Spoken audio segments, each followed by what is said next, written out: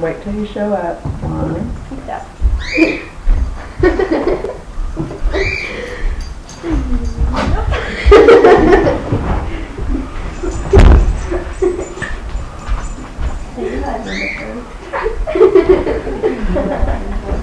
That makes sense.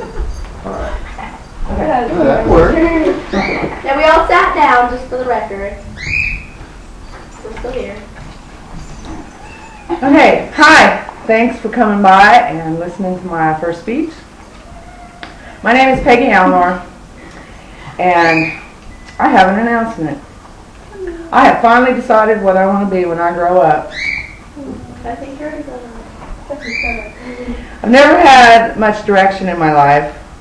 I studied psychology when I was young and worked at the state hospital. And I liked studying about mental illness, but in practice it was disappointing because the patients never got any better. About that time I got married and started a family.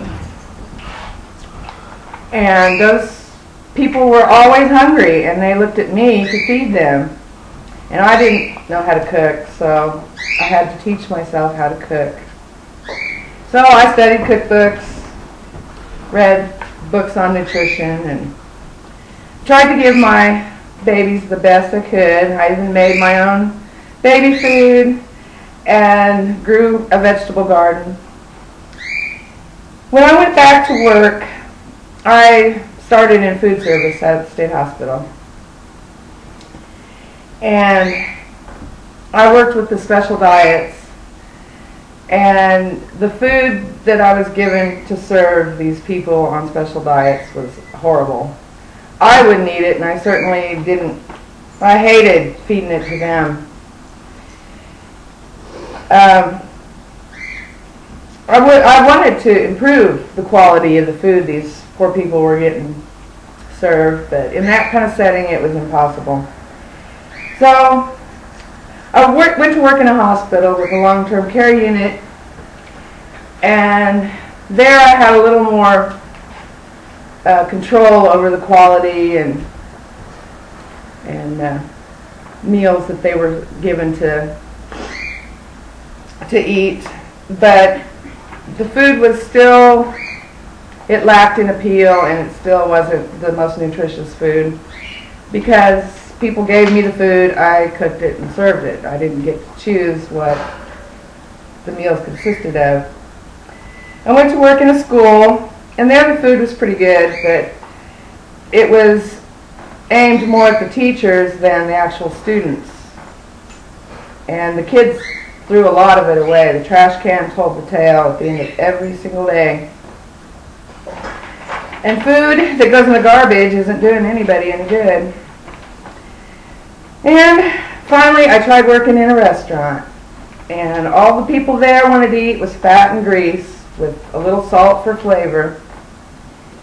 So I decided I was going to go back to school and earn the authority to make changes in the food that I was serving to people to eat. And during the course of my studies, I learned some alarming statistics about young people.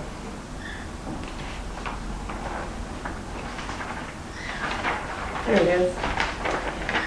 Since 1980, the rate of obesity has almost tripled in kids under 18.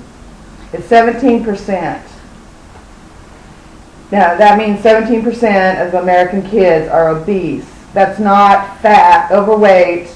That is seriously, health-affectingly overweight. Type 2 diabetes obesity is a major risk factor in type 2 diabetes. And we used to call it adult onset because it was really rare for anybody under 40 to be diagnosed with type 2 diabetes. Well, now, over the last 20 years, we're getting more and more kids between 9 and 18 that are developing type 2 diabetes. Children. They don't even call it adult onset anymore because it doesn't fit the people that are developing it. And type diabetes can have lifelong complications. It can affect vision, hearing, and it's a major risk factor in heart disease. Now, in my wellness class, in my textbook, there was a quote from former President Bill Clinton that said, if we don't do something about the health of our children, theirs may be the first generation that has a shorter lifespan than their parents. I totally have to agree with that quote. If we don't do something, our kids are going to start dying younger. So I've decided to do something about it. I'm going to finish my degree. I am going to work in a school or a public health setting trying to educate kids about healthy foods, a healthy lifestyle. Somebody's got to do something about it, and I'm going to try. Thank you.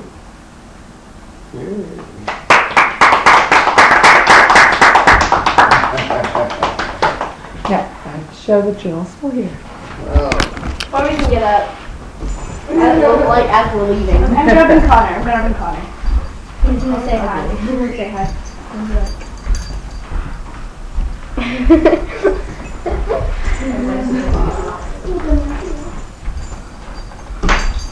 Shut up.